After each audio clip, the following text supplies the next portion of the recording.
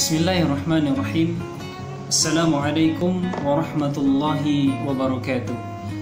Alhamdulillahi rabbil alamin. Wassalatu wassalamu ala asrafil anbiya'i wal mursalin wa ala alihi wa ashabihi wa man tabi'ahum bi ihsanin ila yaumiddin, amma ba'du.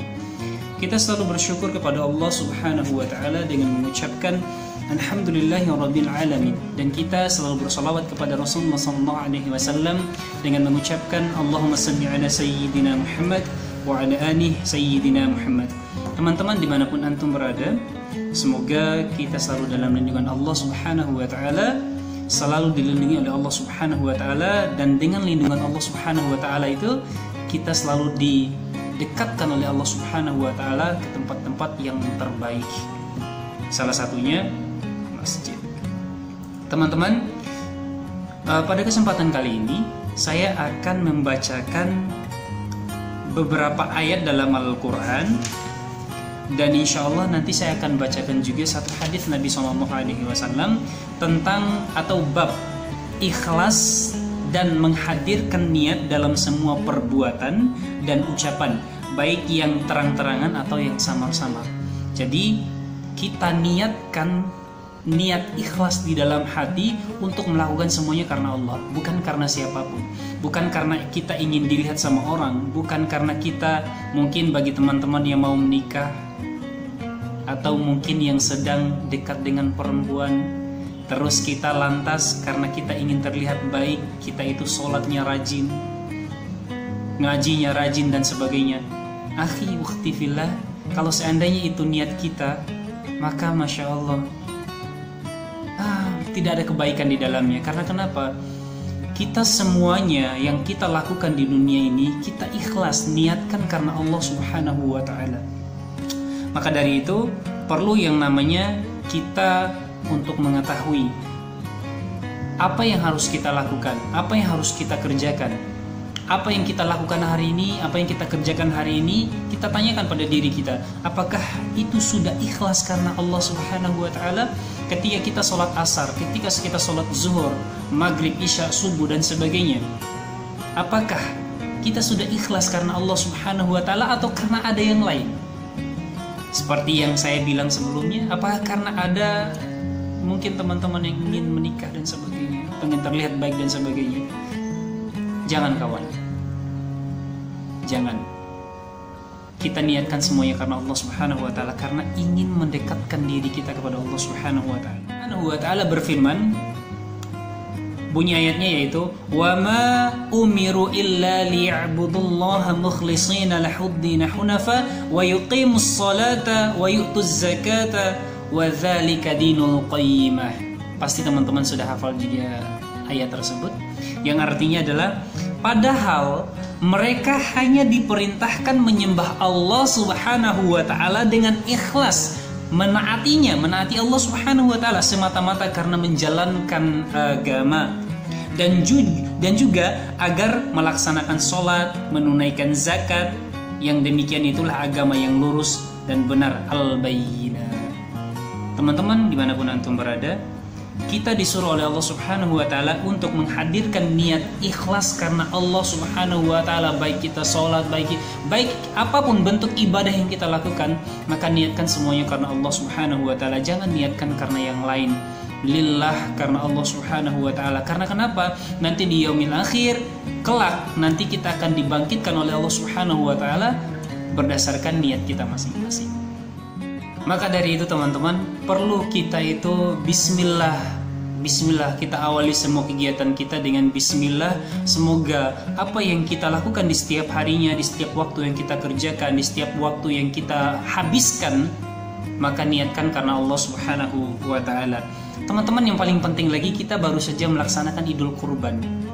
Tahu nggak teman-teman, Idul Kurban itu kalau seandainya tidak ada niat baik karena Allah Subhanahu wa ta'ala, lillah, karena Allah Subhanahu wa ta'ala, kurban kita akan sia-sia. Apa kita mengira bahwa darah dari kurban kita atau kurban kita itu akan sampai jika niat kita itu bukan karena Allah Subhanahu wa ta'ala?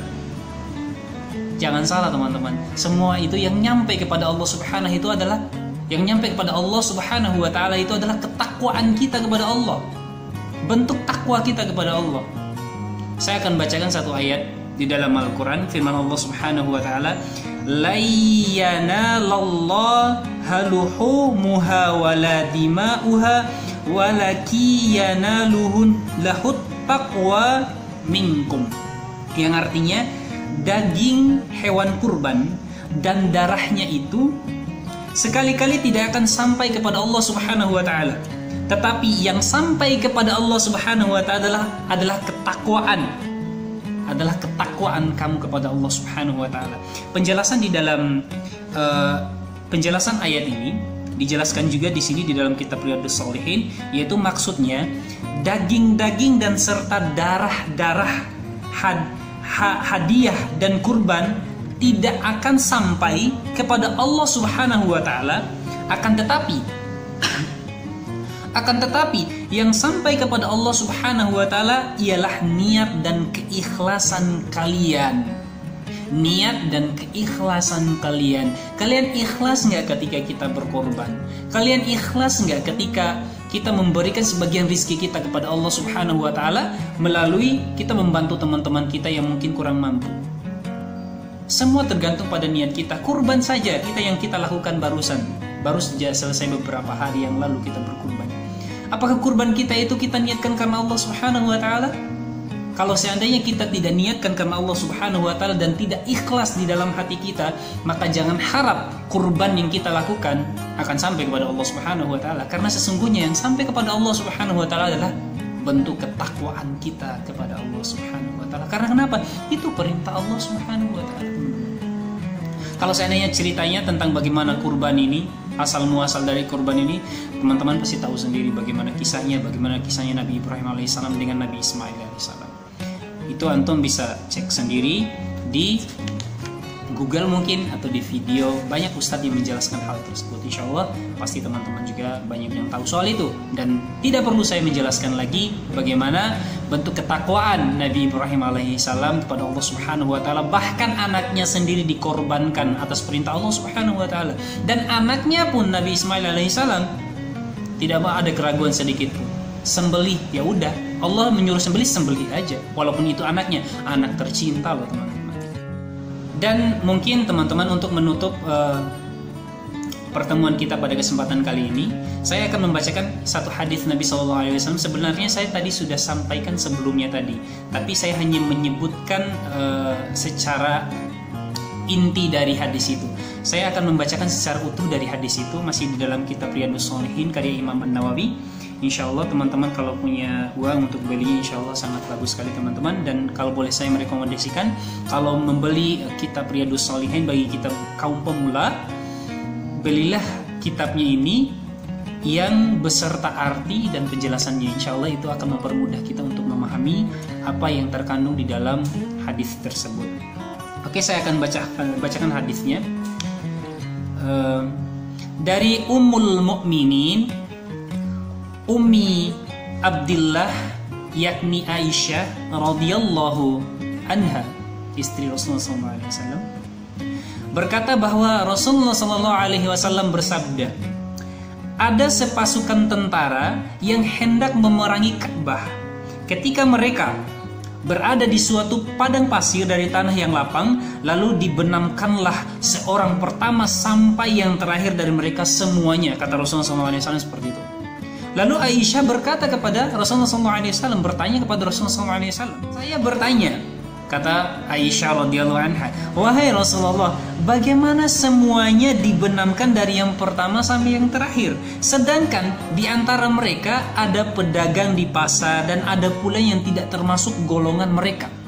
Rasulullah SAW menjawab pada saat itu, semuanya dibenamkan dari yang pertama sampai yang terakhir. Kemudian nantinya mereka akan dibangkitkan dari masing-masing kuburnya sesuai niatnya masing-masing. Muttafaqun alaih. Redaksi hadis ini milik Imam Bukhari. Ini dijelaskan juga di sini. Maka teman-teman, dari hadis ini dapat kita ambil kesimpulan bahwa memang kita akan dibangkitkan oleh Allah Subhanahu wa ta'ala berdasarkan niat keikhlasan kita di dalam hati. Nah, ini saja dijelaskan di sini Makanya saya juga kadang berpikir dari hadis ini teman-teman, berarti memang kita itu sangat perlu untuk menasihati orang-orang terdekat kita yang mungkin dia itu mungkin berbuat salah atau melakukan kesalahan, maka wajib bagi kita untuk menasehatinya. Jangan pernah membiarkan dia, jangan pernah melewatkan dia dalam kesalahannya. Jangan pernah membiarkan dia, misalkan dia melakukan kesalahan, jangan pernah membiarkan teman kita melakukan kesalahan. Padahal kita tahu apa yang dia lakukan itu atau yang dia kerjakan itu salah. Maka yang kita lakukan adalah menasehatinya. Karena kenapa teman-teman? Allah Subhanahu wa Ta'ala bisa saja menurunkan laknatnya kepada orang itu, namun kita bisa juga mendapatkan akibatnya. Karena kenapa? Dari orang yang tidak baik itu. Saya ambil berdasarkan hadis ini. Maka perlu bagi kita teman-teman untuk saling menasihati antara satu dengan yang lain. Jangan diam saja. Kalau kita tahu tapi kita tidak pernah mau menasehati atau mungkin memberitahu teman kita yang mungkin melakukan kesalahan tersebut. Maka teman-teman, mari saya mengajak diri saya sendiri dan teman-teman secara umumnya untuk mari sama-sama kita timbulkan niat ikhlas kita kepada Allah Subhanahu wa Ta'ala dalam setiap aktivitas kita, dalam setiap apapun yang kita lakukan setiap harinya. Bismillah, lillah, karena Allah Subhanahu wa Ta'ala. Dan jangan lupa untuk selalu memberikan atau menasehati atau menegur teman-teman kita yang mungkin menurut kita mungkin di luar jalur apa yang dia lakukan dan apa yang dia perbuat. Karena insya Allah teman-teman, kalau seandainya kita saling mengingatkan dalam kebaikan, maka nanti insya Allah kita akan saling mengajak untuk masuk ke dalam surganya Allah Subhanahu wa Ta'ala. Mungkin itu teman-teman beberapa ayat dalam Al-Quran dan satu hadis Nabi SAW. Semoga bermanfaat buat teman-teman semua, terkhusus pribadi untuk saya sendiri. Terima kasih, saya tutup. Billahi fisabilil haq fastabiqul khairat. Wassalamualaikum warahmatullahi wabarakatuh.